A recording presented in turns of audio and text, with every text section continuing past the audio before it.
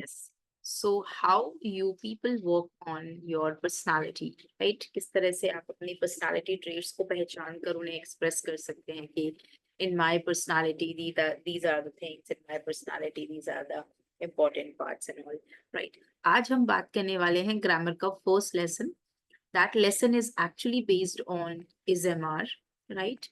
सबसे पहले जनरली हम लोग जो सेंटेंस बनाना हमको जरूरत होती है या हमको चाहिए होते हैं, दे आर सेंटेंसेस ऑफ इजएमआर. इजएमआर के जो सेंटेंसेस होते हैं वहां से शुरुआत होती है. तो इजएमआर के कितने फॉर्म्स होते हैं, इजएमआर कितने प्रेजेंट पास्ट, फिर उसका कोई और फॉर्म भी है तो फिर उसको उस हिसाब से यूज करते हैं, राइट? और इनके जो इजएमआर होते हैं इनके सेंटेंसेस सबसे बेसिक सेंटेंसेस होते हैं, राइट? सबसे बेसिक तरीके से हम इनके बारे में बात करते हैं. तो आज सबसे पहले हम स्टार्ट करेंगे इजएमआर से. और इजएमआर जो है वो basically a family member of present tense. उसका अपना पास्ट टेंस है, उसका अपना फ्यूचर टेंस है, उसके अपने फॉर्मेशंस हैं, राइट? तो सबसे पहले हम एसएमआर में फर्स्ट थिंग जो सिंपल टेंस में यूज होनी चाहिए उसके बारे में बात करने वाले हैं. Just give me a minute, let me open the file.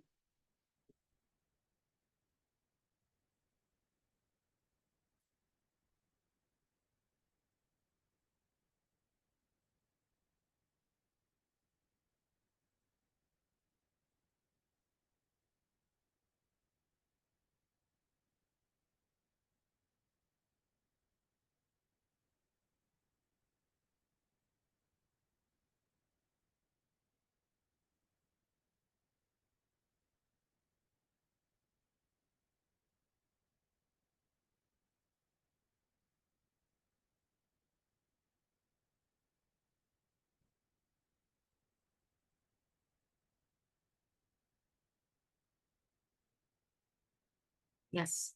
So basically जो हम लोगों ने कल सीखा था एसएमआर इंट्रोडक्शन, और हमने इससे पहले जितनी भी चीजें लर्न की हैं जिसमें हमारा एक डिटेल इंट्रोडक्शन आ सकता है, हमारा जो पॉइंट वाला इंट्रोडक्शन है वो आ सकता है. जो भी चीजें हम लोगों ने सीखी हैं बेसिकली आप देखेंगे तो जनरली सभी के अंदर वी हैव यूज्ड इजएमआर. सबके अंदर हम लोगों ने इजएमआर का फॉर्मेशन किया है.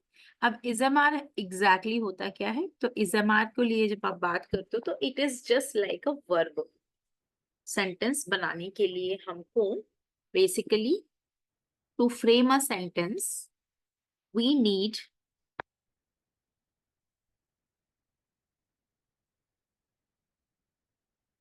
आई होप विजिबल होगा. सेंटेंस मेकिंग के लिए हमको जरूरी होती हैं सबसे इंपॉर्टेंटली एक सेंटेंस में सब्जेक्ट,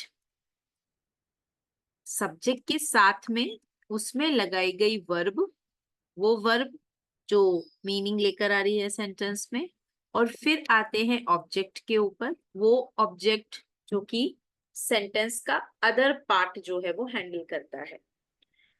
एक सेंटेंस के अंदर दो लोगों की बहुत जरूरत होती है, सब्जेक्ट एंड वर्ब. तो आप सोच रहे होंगे कि सब्जेक्ट कौन कौन से हो सकते हैं. सब्जेक्ट बहुत सारे हो सकते हैं जिनमें से 7 सबसे इंपॉर्टेंट सब्जेक्ट्स हैं. जैसे 7 कौन कौन से इंपॉर्टेंट सब्जेक्ट हैं, let me tell you. I. Good evening ma'am. Good evening ma'am. Ma'am मैं डॉक्टर के यहाँ चली गई थी इसलिए लेट हो गई, सॉरी. कोई बात नहीं मैम. मैंने अभी शुरुआत की है जी जी जी एंड मैंने मैम. रिकॉर्डिंग भी स्टार्ट कर दिया था. एक्चुअली हुआ क्या था कि हाँ. कल रिकॉर्डिंग भूल गई थी, लेकिन आज आप नहीं थे तो मुझे लगा कि I should turn on the recording, ताकि अगर आप मान लीजिए क्लास अटेंड नहीं कर रहे हैं तो आप ये कर पाएंगे. कोई बात हाँ मैम मैं डॉक्टर के यहाँ चली गई इसलिए लेट हो गई थी. नहीं. नहीं ठीक है. अब आप कैसे हैं? How are you now? ठीक है ma'am, fine. That is good. देखिए आपने कहा था कि मैंने आपका मैसेज देखा बाद में, आपने कहा हाँ. था कि हाँ मुझे जी. जहाँ कहाँ कहाँ क्या लगाना है. तो देखिए सबसे पहले तो हाँ वो. आज आज वैसे भी हम ग्रामर शुरू करने वाले थे. दूसरा हाँ. तो सही कह रहे हैं नहीं कि हम लोग एक्चुअली क्या हुआ मैम, जैसे मैं आपने बोला सेंटेंस बना रहा है तो जी मैंने सोचा, मैं अपने बेटे से पूछने लगी कि मैंने कहा इसका सेंटेंस कैसे बनेगा, तो बोलता है जी मम्मा आपको जब सेंटेंस बनाना नहीं आ रहा है तो इसका मतलब आप इंग्लिश सीख ही नहीं रहे हो. बोले जी. नहीं पहले नहीं आप ये एक्चुअली सीखो कि आपको सेंटेंस कैसे आना है. जी, अच्छा। एक्चुअली थिंग इज दैट कि अभी हम लोग जो स्टार्ट किया है वो एक सेंटेंस फॉर्मेशन ही स्टार्ट किया है कि सेंटेंस कैसे बनाना है। फिर उसके बाद मैं जी। आपको कनेक्टिविटी बताऊंगी कि हम लोग इसको किस तरीके से सीख सकते हैं। और अभी तो आप यस। ये समझिए कि अभी हम लोग इज एम आर या जो भी वर्ब है उससे रिलेटेड सेंटेंस बना रहे हैं। इसके बाद इसके अलावा भी हम लोग जब नहीं हमें पता हो तो भी हम सेंटेंसेस फॉर्मेट कर सकते हैं, और कैसे उनका फॉर्मेट लेना है वो भी आप सीख जाएंगे। ठीक है। जी। जी जी। जी। तो सब्जेक्ट जो होता है ना, अब सब्जेक्ट को मैं बाद में समझाऊंगी, पहले बता देती हूँ कौन कौन से लोग हो सकते हैं सब्जेक्ट के अंदर। तो पहला तो हो गया आई, जिसका एग्जैक्ट मीनिंग होता है मैं। फिर आप बोल सकते हैं वी। वी का मतलब होता है हम में आप भी शामिल है, मैं भी शामिल हूँ। फिर होता है यू में आप ही हैं, मैं नहीं हूँ। फिर होता है ही। कोई लड़का है तो ही बोलेंगे, कोई लड़की है तो शी बोलेंगे। कोई एनिमल है, कोई सिचुएशन है, कोई टाइम डेट है तो इट लगाएंगे। और अगर प्लूरल है इन तीनों का तो दे लगाते हैं। तो टोटल 7 सब्जेक्ट्स तो हमें पता होनी ही चाहिए। 7 सब्जेक्ट्स जो होते हैं उनको हम लोग बेसिकली सब्जेक्ट के तौर पर मानते हैं। आई का मतलब होता है मैं, जो स्पीकर खुद होता है। फिर आते हैं वी, WEV, जिसमें स्पीकर और दूसरे लोग, दो लोग, दो से ज्यादा लोग भी शामिल हो सकते हैं। लेकिन जब स्पीकर कहे तुम, तो तुम के लिए होता है you. And he of course boy के लिए होगा, जिसका हिंदी मीनिंग होता है वह। शी का मतलब होता है वह गर्ल के लिए। और इट का मतलब भी वह ही होता है, पर ये होता है चीजों के लिए, एनिमल्स के लिए, टाइम के लिए, डेट के लिए, सिचुएशंस के लिए। और दे, ही का, शी का, इट का प्लूरल हो सकता है, जिसका बेसिक मीनिंग होता है वे। ये 7 सब्जेक्ट्स हैं। इन 7 सब्जेक्ट्स के अलावा कोई भी नाम ले लीजिए, जैसे राधा, राइट, या फिर कह लीजिए माधव, राइट, राधा माधव। अब यहाँ पर बात हो रही है कि राधा और माधव कोई भी नाम हो सकते हैं। आप चिंटू मिंटू ले लीजिए, आप अंजलि राहुल ले लीजिए, आप रोहित रोहन ले लीजिए। आप 2 नाम एक साथ ले लीजिए, 4 नाम एक साथ ले लीजिए, एक नाम तो होता ही है। तो दुनिया में जितने नेम्स हैं वो सब सब्जेक्ट ही तो हैं। हम उनके नाम लेकर भी उन्हें बता सकते हैं, जैसे my friend Monica is an architect, right. तो मैंने यहाँ मोनिका के बारे में बोला है, मोनिका इज एन आर्किटेक्ट। मैं ऐसे भी बोल सकती हूँ शी इज एन आर्किटेक्ट। तो शी भी चलता है लड़कियों के लिए, और नाम ले लेंगे तो भी चलेगा। They are subjects. सब्जेक्ट्स का एग्जैक्ट मीनिंग अब बताती हूँ। सेंटेंस में जो भी एक्शन होता है, उस एक्शन को करने वाले हम हैं, या तुम है, या वह है, या वे हैं, या राधा है, या माधव है, या दोनों है।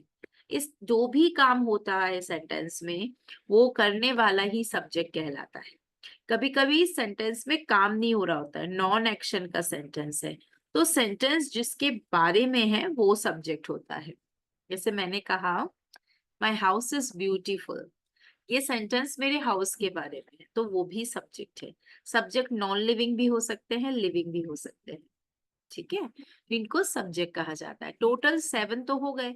इसके साथ साथ में दूसरे सब्जेक्ट भी शामिल हो जाते हैं, चाहे वो नेम्स हो, प्लेसेस हो, लोग हो जिनके नाम हो, एनिमल्स हो उनके नाम हो, जगहों के नाम हो, कुछ भी।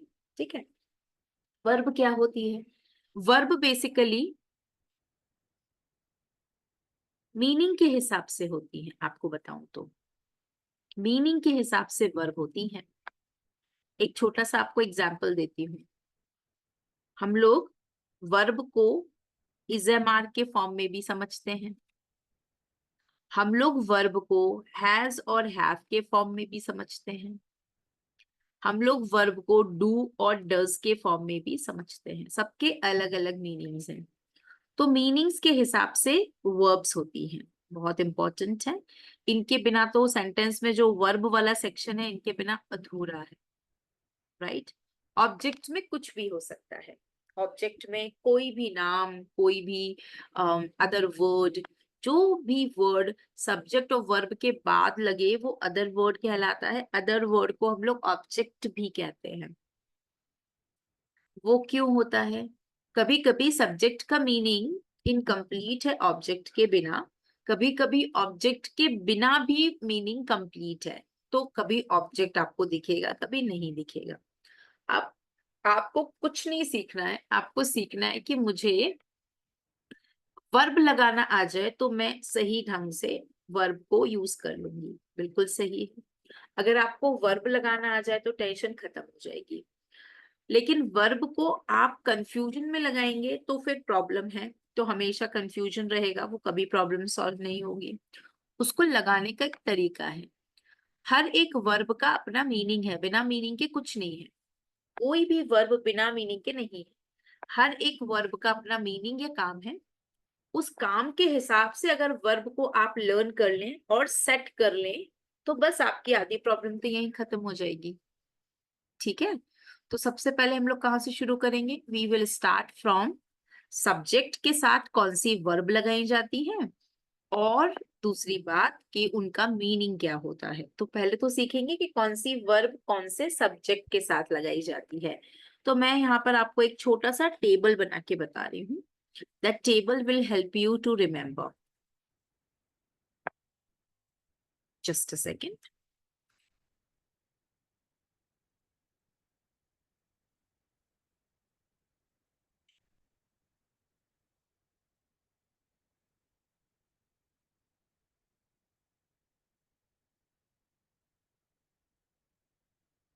देखिए, यहाँ पर हम बात करेंगे सब्जेक्ट की।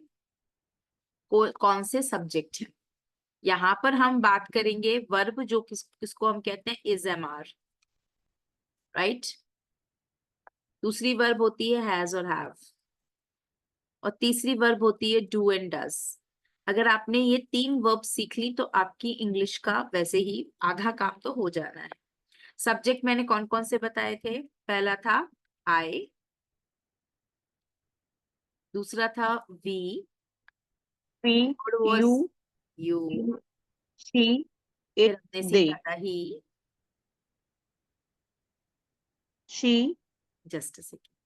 ही, राइट। she, शी, it, फिर they, सीखा था इट, they. दे। और फिर हम कोई भी नाम ले लेते हैं, जैसे मैंने एक सिंगुलर नाम लिया था राधा, Radha, बॉय का नाम लिया था माधव। एक साथ भी बोल Madhav, सकते हैं माधव एंड बलराम। एक एग्जाम्पल ले रही हूँ, जस्ट एग्जाम्पल, राइट। ओके। तो 2 नाम ले लिए मैंने, राधा, माधव एंड बलराम, इकट्ठा एक नाम ले लिया। बाकी सब आपके सामने है। ये सभी सब्जेक्ट है। आप कह रहे हैं ना राधा, माधव, माधव, बलराम, इनको चेंज भी कर सकते हैं। सीता, गीता, कोई भी नाम रख लीजिए। इतने सारे आप लोग अपने नाम भी दे सकते हैं। मनोज, अंजलि, साधना मैम, खुशबू, ये नाम भी चलेंगे। भोपाल, इंदौर, दतिया, झांसी, गाजियाबाद, ये भी चलेंगे, कोई प्रॉब्लम नहीं। ठीक है। अब आपको सोचना क्या है कि इजेमआर में से आई के साथ क्या लगना है, ये सोचना है। इजेमआर में से आई के साथ क्या लगना है। मीनिंग क्या है मैम, वो बाद में देखेंगे, सेकेंड स्टेप होगा। फर्स्ट स्टेप है पहले पहचाने तो किस सब्जेक्ट के साथ क्या लगता है जब भी ये 3 वर्ब्स सामने आती हैं तो, है ना। तो बताइए आई के साथ क्या लगेगा आपके हिसाब से? हमेशा हमेशा आई के साथ क्या लगेगा? एम एम लगता है। M लगेगा M. हमेशा एम लगता एम हैज और डू एम हैज और डू है ना। और वी के साथ क्या लगता है? वी के साथ क्या लगता है? We are are. क्योंकि ये प्लूरल है तो आर लगेगा। आई सिंगुलर है फिर भी एम लगता है, उसके साथ इज नहीं लगता क्योंकि उसकी अलग से वर्ब बनाई गई है। अच्छा, यू के साथ क्या लगता है?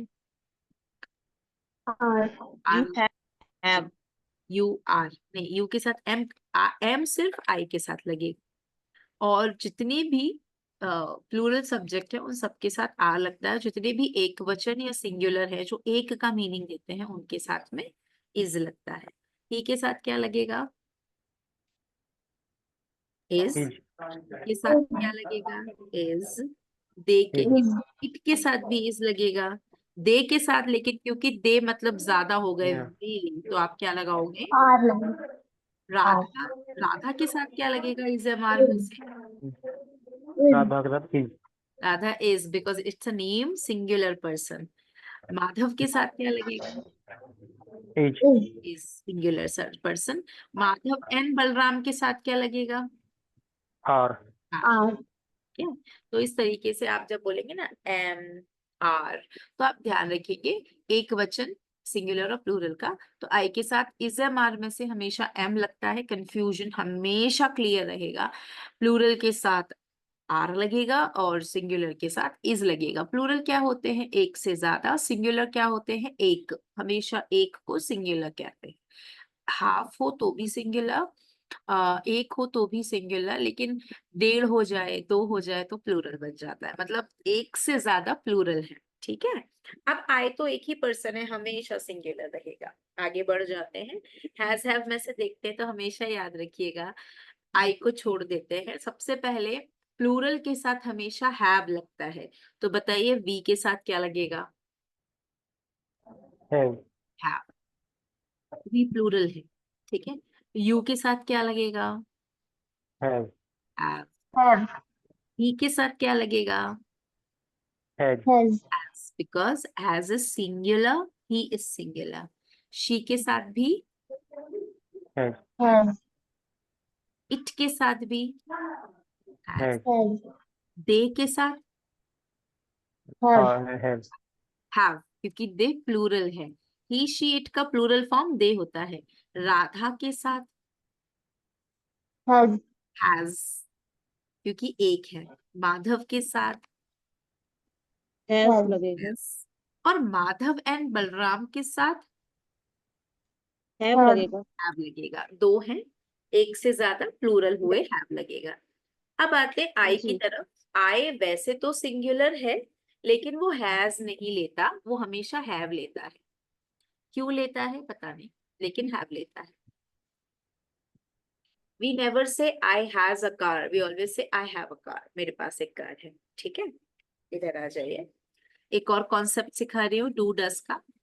डू डस का मीनिंग होता है कोई भी एक्शन वर्ब ले लीजिए आप। मैं आपको एग्जांपल देके दिखाऊंगी। हाँ, आपको भी लगेगा wow, I have never understood it. इस तरह से काम करता है ये। लेकिन अगर आप इसको कर लेते हैं ना, तो आपको जो प्रॉब्लम हो रही है ना अभी हैज हैव की, इसकी उसकी क्लियर हो जाएगी। अगर आप डू डस को देखेंगे ना गाइस, तो डू डस का एग्जैक्ट मीनिंग होता है करना। अब करने में कोई भी वर्ब आ सकती है। हम एग्जाम्पल ले रहे हैं डू के साथ, ठीक है, लेकिन कोई भी वर्ब ले सकते हैं इसमें। करना या फिर कुछ भी करने के सेंस में जो मीनिंग आ जाए। पहले मैं करने वाली वर्ड आपको सिखा रही हूँ। ठीक है। तो सबसे पहले शुरुआत करेंगे हम लोग डू डस के साथ में। बताइए डू एंड डज, आई के साथ आपके हिसाब से क्या लगेगा? डज एंड डू क्या लगना चाहिए? do, do, डू लगता है। आई के साथ डज कभी नहीं लगता। ठीक है। अच्छा, नीचे आ जाते हैं। वी के साथ हमेशा, वी प्लूरल है ना, प्लूरल के साथ हमेशा डू लगता है ना। यू के साथ क्या लगेगा? डू। डू। ही के साथ क्या लगेगा? डज। डज। डू कभी नहीं लगता। अगर किसी ने डू लगा दिया है, don't go, he do not go, तो गलत हो जाता है। वो है he does not go. And बड़े बड़े लोग ये गलती कर देते हैं, तो आप ध्यान रखेंगे। फिर शी के साथ क्या लगेगा? डज। ठीक है। इट के साथ क्या लगेगा? डज। डज। दे के साथ क्या लगेगा? दे तो प्लूरल है, उसके साथ क्या लगेगा? डू। राधा के साथ क्या लगेगा? डज। डज। माधव के साथ क्या लगेगा? डज। डज। और माधव एंड बलराम है, मतलब ज्यादा है, तो क्या लगेगा? डज। डू। डज लगेगा। Sorry sorry sorry sorry, my mistake, do लगेगा। ठीक है। ठीक है। ये है कॉन्सेप्ट। अब मैं आपको मैम। और कॉन्सेप्ट बताती हूँ। मान लीजिए मैम, जी, मुझे एक बार डू डज वाला एक बार और बताइए। डू मतलब प्लूरल के साथ लगेगा, डज सिंगुलर के साथ लगेगा, हाँ। लेकिन आई के साथ तो डू ही लगता है। आई सिंगुलर फॉलो नहीं यस करेगा, ये कॉन्सेप्ट है। जी। लेकिन अगर ओके। डू और डज नहीं है मान लीजिए, और डू और डज की जगह पर प्ले है। मान लीजिए नहीं है, करना वाले में खेलना एक्शन हो गया, तो अब बताइए आई के साथ क्या लगेगा? डू। Do I do. तो I है do ही नहीं, play. प्ले है। तो प्ले लगेगा, प्ले लगेगा या प्लेज लगेगा, ये पूछ रही हूँ। Play लगेगा Play. मैम, साथ play. में प्ले क्योंकि लगेगा, प्ले। क्योंकि आई के साथ हमेशा प्लूरल लगा रहे हैं, तो यहाँ लगेगा प्ले। इसका मतलब है Play. Play. Okay. कि हमेशा एक्शन वाली वर्ब डू हो, वो कोई भी हो सकती है। बस आपको ये पता होना चाहिए कि हमें वो लर्न करना है डू एंड डस के फॉर्मूला में। प्ले और plays, go and goes, eat and eats, sleep and sleeps, cook and cooks. तो डू का मतलब होता है, डू सारी वर्ब्स को रिप्रेजेंट करता है, जो इज़ामान नहीं करता, हैज़ नहीं करता, क्योंकि इनका मीनिंग करना नहीं है। लेकिन डू का मीनिंग है करना। अब करने से खाना, पीना, हंसना, गाना, सोना, रोना, पढ़ना, लिखना, याद करना, पढ़ाना, कुछ भी हो सकता है। बस नाम चेंज होगा तो वर्ब चेंज हो जाएगी, लेकिन कॉन्सेप्ट डू एंड डस का ही रहेगा। या तो डू वाली फॉर्म लगेगी फर्स्ट फॉर्म, या डस वाली फॉर्म लगेगी एस फॉर्म, किसी भी सेंटेंस में, प्रेजेंट के किसी भी सेंटेंस में प्ले लग जाएगा। नीचे आ जाइए, वी के साथ में क्या लगेगा, प्ले या प्लेज? प्ले। Play. प्ले, ठीक है। Play. बताइए यू के साथ क्या लगेगा, प्ले या प्लेज? प्ले। प्ले, ठीक है। इधर आ You जाइए, play. अब बताइए ही के साथ क्या लगेगा, प्ले या प्लेज? प्लेज। Plays. अब सिंगुलर है, पता है ना, एस मतलब डू का ईएस डज है, और प्ले का एस प्लेज है, उसमें ईएस नहीं लगेगा, ठीक है। जब वाई होता है ना तो एस लगाते हैं, ईएस नहीं लगाते, और ओ होता है तो ईएस लगाते हैं। स्पेलिंग में ओ हो तो ईएस, ए वाई हो ई वाई हो तो एस, ठीक है। डज, अब इधर आ जाइए, शी के साथ क्या लगेगा, प्ले या प्लेज? Plays. प्लेज सिंगुलर है। इट के साथ Plays. क्या लगेगा, कोई डॉगी खेल रहा है तो क्या बोलेंगे, डॉगी खेलता है, रोज खेलता है मेरा डॉगी, प्ले। बोलेंगे प्ले। Plays. इधर आ जाइए, दे के साथ क्या लगाएंगे, डू या डज? डू। तो Do. प्ले या प्लेज में से क्या लगाएंगे? प्ले। प्ले। Play. इधर आ Play. जाइए, राधा सिंगुलर है तो क्या लगेगा, प्लेज, प्लेज। ठीक है। Plays. माधव सिंगुलर है तो क्या लगेगा, प्लेज। प्लेज। और Plays. अगर माधव एंड बलराम है तो क्या लगेगा, प्ले, क्योंकि दो लोग हैं, प्ले। प्ले। ठीक है। इस कॉन्सेप्ट को थोड़ा और एक्सप्लोर करते हैं। इस कॉन्सेप्ट की जगह लगाते हैं ईट को। बताइए, ईट लगा दिया मैंने, अब आप बताइए आई के साथ ईट लगेगा कि ईट्स लगेगा? Eat. ईट। ईट लगेगा, एस आई के साथ नहीं लगता। वी के साथ में ईट या ईट्स? ईट। Eat. यू के साथ में ईट या eats? Eat. You eat. Right. He के साथ में ईट्स या eat? Eat. Eat. Eats We eat. Singular लगेगा, ठीक है। शी के साथ में भी ईट्स, ईट। Eats. समझ में आता है हमको, अब ये क्लियर है। इट के साथ में भी हमेशा ईट्स, जैसे डॉगी को खाना, Eats लगेगा. डॉगी खाना खाता है तो। दे के साथ क्या लगेगा, ईट। Eat. राधा के साथ क्या लगेगा, ईट्स। Eat लगेगा. Yeats Eats. लगेगा, क्योंकि एस सिंगुलर के साथ लगता है, एस सिंगुलर के साथ लगता है। माधव के साथ क्या लगेगा, ईट्स। Eat. लेकिन माधव एंड बलराम के साथ क्या लगेगा, ईट ज्यादा है, Eat. दो लोग हैं, ओके। एक और एग्जाम्पल ले लेते हैं, एक और वर्ब ले लेते हैं, ईट और ईट्स मैम बाद में। दे में मिस्टेक है, दे में ईट आएगा। तो अब ले लेते हैं, किसको ले लेंगे अपने साथ में, एक और वर्ब ले लेते हैं। वर्ब है राइट, राइट, और उसका सिंगुलर फॉर्म है राइट्स। आप बताइए आई के साथ क्या लगेगा? राइट। राइट, आई राइट। ये वी के साथ क्या लगेगा? राइट। We write. यू के साथ क्या लगेगा?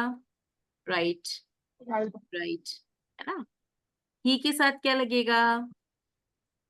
राइट। राइट्स, ही राइट्स। क्या लगेगा? ही राइट्स। ही सिंगुलर है, राइट्स भी सिंगुलर है, वही लगेगा। ठीक है, इधर आ जाइए, बताइए शी के साथ क्या लगेगा? बहुत कॉमन है, अंडरस्टूड है, राइट्स। के साथ क्या लगेगा? राइट्स। इट के साथ लगेगा, ठीक है, क्योंकि इट भी सिंगुलर है। नेक्स्ट लिख लीजिए, राधा के साथ क्या लगेगा? राधा के साथ क्या लगेगा? अच्छा, दे के साथ तो राइट ही लगेगा। राधा के साथ क्या लगेगा? राइट्स लगेगा, राइट। राधा भी सिंगुलर जी हैं।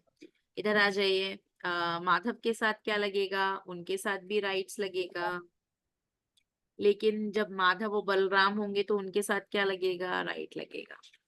आप कोई भी एक्शन वर्ब ले लीजिए, उसका एस या ईएस फॉर्म या फिर उसका सिंपल फॉर्म कोई भी ले लीजिए, आप हमेशा उसे डू के साथ कंपेयर करेंगे। डू का मतलब होता है केवल करना, लेकिन प्ले, ईट, राइट और भी जितनी वर्ब्स होती हैं उन सब के अपने अपने मीनिंग है, वो अपने अपने मीनिंग के साथ काम कर लेते हैं, है ना? अब मैं आपको एक एक एग्जाम्पल देती हूँ, लेकिन उसके पहले मैं आपको पहले ये तो समझा दी, तो क्या हो गया, किस सब्जेक्ट के साथ वर्ब की कौन सी फॉर्म लगती है। बेसिकली पूरी इंग्लिश में तीन ही तरह की वर्ब है। एक है इजेमार, इजेमार को हम लोग दूसरे नाम से भी जानते हैं, शायद आप जानते होंगे।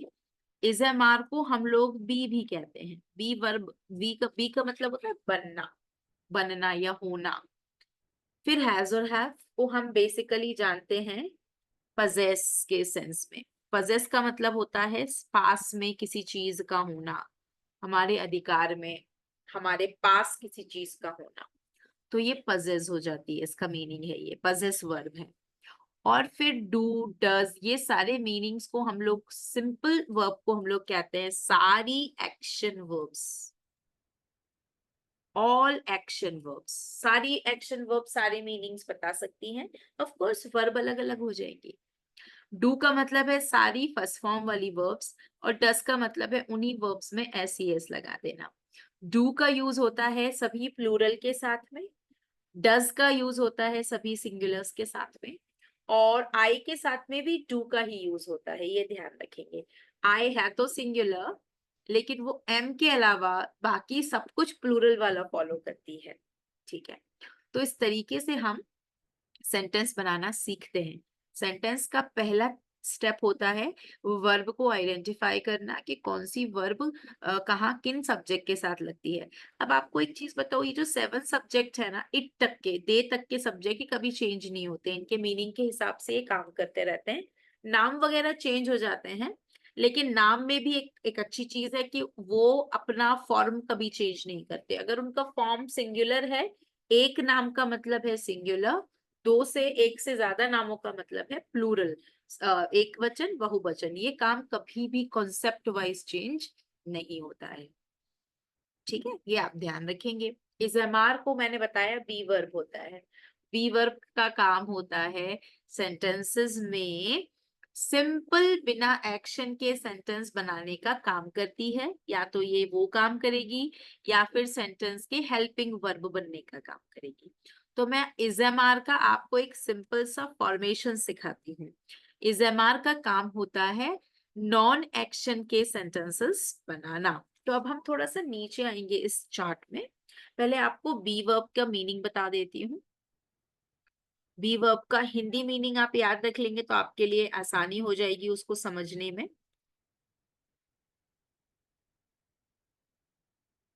मैंने कहा था ना बनना,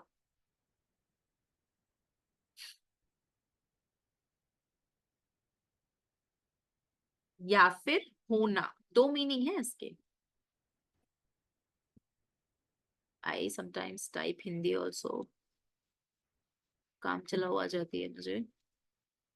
यस, बनना या होना, इसका मतलब है अगर आप कहना चाहें कि मैं एक क्रिकेटर हूँ तो आप कह सकते हैं आई एम अ क्रिकेटर। जैसे मुझे कहना है मैं एक शिक्षक हूँ, टीचर हूँ, आई एम अ टीचर। इस तरीके से इसको यूज कर सकते हैं।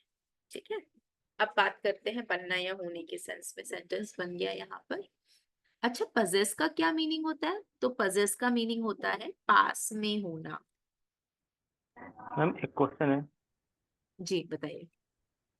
जैसे कि आपने अभी बोला कि हिंदी टाइपिंग काम चलाऊ आ जाती है, आती है, तो मतलब इसको कैसे बोलेंगे? मेरे को ये काम जैसे कि काम चलाऊ आता है, जैसे आपने बोला, इसको हाँ, इंग्लिश में रिप्रेजेंट कैसे करेंगे? इसको ऐसे बोलेंगे like I know Hindi typing a little, it works for me. It works for मी, है ना? It works for me repeat मतलब रिपीट करेंगे ma'am? It works for me. It works for me that means मेरे लिए काम करती है, तो मेरे लिए काफी है। इट वर्क्स फॉर मी।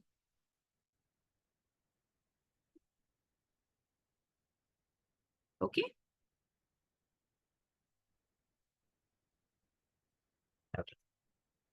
पास में होना। So this Hindi typing I have learned only for my sentence translation, and it works for me only. I am not a professional in that. So पास में होना, ठीक है। और यहाँ पर जो एक्शन वर्ब मैंने मीनिंग बताया है, इसका तो सिंपल सा मीनिंग आपको वैसे ही बता देती हूँ। इसका मीनिंग होता है एक्शन, राइट? इसका मीनिंग क्या होता है? एक्शन। एक्शन का मतलब एक्शन है, तो इनकी कोई हिंदी मीनिंग की जरूरत नहीं है यहाँ पे अपन को। एक्शन का मतलब एक्शन होता है, जितने भी हमारे एक्शन है, जितने भी वर्ब्स हैं हमारे उसमें। अच्छा, ग्रामर में वर्ब कहते हैं, लेकिन जनरल भाषा में उसे एक्शन कहते हैं, राइट? तो कोई कहे कि क्या? जी, एक्शन मीन्स प्रतिक्रिया बोल सकते हैं क्या इसको? प्रतिक्रिया। एक्शन मतलब तो आप इसका हम लोग हिंदी में भी एक्शन को काम ना कह के एक्शन ही बोलते हैं। प्रतिक्रिया रिएक्शन को कहा जाता है, क्रिया एक्शन को कहा जाता है। प्रतिक्रिया मतलब किसी ने कुछ किया और फिर आपने उसका रिप्लाई किया, तो वो प्रतिक्रिया हो गई। क्रिया की प्रतिक्रिया, रिफ्लेक्शन। तो ये हिंदी में तो उसको क्रिया बोलते हैं। क्रिया का मतलब काम ही होता है ना, कोई भी काम, ओके। वो एक्शन है। आप कहेंगे मैम ये जो इजएमआर है ये एक्शन नहीं है क्या? नहीं, इजएमआर कभी कोई एक्शन शो नहीं करता। अगर आप इज बोल देंगे तो उससे किसी एक्शन का पता नहीं चलता। लेकिन अगर आप बोल देंगे स्टैंड स्टैंड अप, तो एक्शन समझ में आता है, खड़े होने को बोला जा रहा है। Yes ma'am. अगर आपने किसी को कह दिया आर, आर, आर से कोई मीनिंग नहीं आता है। आर से आप कोई एक्शन का मीनिंग, क्रिया का मीनिंग नहीं लगा सकते। आर का मतलब तो सेंटेंस में पूरा होगा तब आएगा। लेकिन अगर मैं आपसे कह दूं, अगर मैं आपसे कह दूं राइट, राइट का अपना मीनिंग है लिखना, तो एक्शन के एक्शन वाली मीनिंग्स आते हैं, ठीक है? तो इसीलिए उन्हें एक्शन वर्ब्स कहा जाता है। अच्छा, जब आप एक्शन वर्ब्स को बोलेंगे ना, तो आपको दिखेगा कि कहीं ना कोई एक्शन हो रहा है। अगर मैं कहूँ थिंक, तो मैं सोच रही हूँ, राइट? अगर मैं बोलूं बाइट, च्यू, समझ में आ रहा है मैं चबा रही हूँ, काट रही हूँ, करेक्ट? यस तो मैम। इजेमार जो हैज हैव नहीं देते हैं ये meaning। तो इनका क्या मीनिंग होता है मैं आपको बताती हूँ। इनको अपना सेंटेंस बनाने के लिए, इज एम आर को अपना सेंटेंस बनाने के लिए पूरा सेंटेंस चाहिए होगा, अपना मीनिंग पूरा करने के लिए। ये एक लाइन का मीनिंग नहीं देते, एक शब्द का मीनिंग नहीं देते। हैज हैव के साथ भी वही है। तो अब मैं आपको सेंटेंस बनाना बता रही हूँ कि आप लोग इनके सेंटेंस डायरेक्ट कैसे बना सकते हैं बिना किसी सेंटेंस। ऊपर जो सेंटेंस का स्ट्रक्चर दिया है ना, ये देखिए, इसी के थ्रू आप वो सेंटेंस बना सकते हैं। एक सब्जेक्ट लगा दीजिए, एक वर्ब लगा दीजिए, एक्स्ट्रा वर्ड लगा दीजिए ऑब्जेक्ट के फॉर्म में। देखिए मैं आपको यहाँ पे एक और टेबल बताती हूँ, और उस टेबल को हम लोग यहाँ पर जब यूज करेंगे तो उसका एग्जैक्ट मीनिंग है, मैं आपको बताती हूँ। देखो,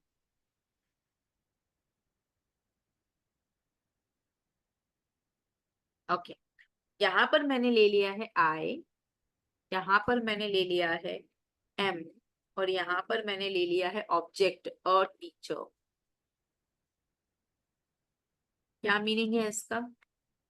मैं एक I टीचर am हूँ। Teacher teacher. हूँ। कोई एक्शन नहीं है,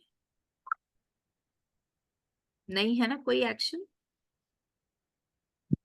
कोई एक्शन है हमारे लिए? नहीं, नहीं है। है ना? तो क्या है ये है नॉन एक्शन। नॉन एक्शन का मतलब क्या है? वो काम जो एक्शन, बॉडीली एक्शन नहीं बता रहा है। तो क्या बता रहा है? ये बता रहा है किसी व्यक्ति की जॉब, किसी व्यक्ति की जॉब बता रहा है आपको। मतलब नॉन एक्शन है लेकिन आपको ये जॉब बता रहा है। सेंटेंस बना के बताऊं? इसका मतलब है आप किसी को अपनी ऑक्यूपेशन या जॉब बता रहे हैं। तो जब आप इंट्रोडक्शन देते हैं और किसी को कहते हैं, किसी से पूछते हैं व्हाट आर यू, तो उसका जवाब होता है आई एम अ टीचर। जवाब होता है ना आई एम अ टीचर, या आई एम अ स्टूडेंट, या आई एम अ बैंकर, जो भी है, होता है ना। ये इसका मतलब है ये एक्शन नहीं बता रहा है, ये जॉब या ऑक्यूपेशन बताने के लिए इज एम आर यूज होता है। तो मेरी ऑक्यूपेशन क्या है? मैं एक शिक्षक हूँ, है ना। इसी का एक और एग्जाम्पल ले लेते हैं। मान लीजिए कहना है मेरी बड़ी बहन या मेरी छोटी बहन, माई यंगर सिस्टर, एक मेरी छोटी बहन एक बैंक अधिकारी है, या बैंक में काम करती है, बैंक अधिकारी है मुझे कहना है ना। और या फिर बैंक की एम्प्लॉई है। तो सेंटेंस क्या बनेगा? क्या बनेगा? My younger sister. क्या लगेगा यंगर सिस्टर के साथ? इज लगेगा कि आर लगेगा कि एम लगेगा? क्या लगेगा इज आपके इज हिसाब इज से? इज इज, बिल्कुल सही। क्या लगने वाला है? इज लगेगा यहाँ पर। तो क्या आ जाएगा? माई यंगर Is सिस्टर, एक सेकेंड,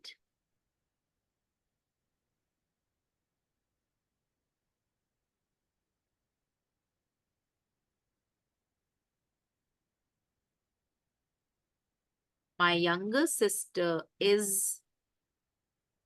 अ बैंकर, है ना। My younger sister is a banker. Again ये जॉब है, ठीक है।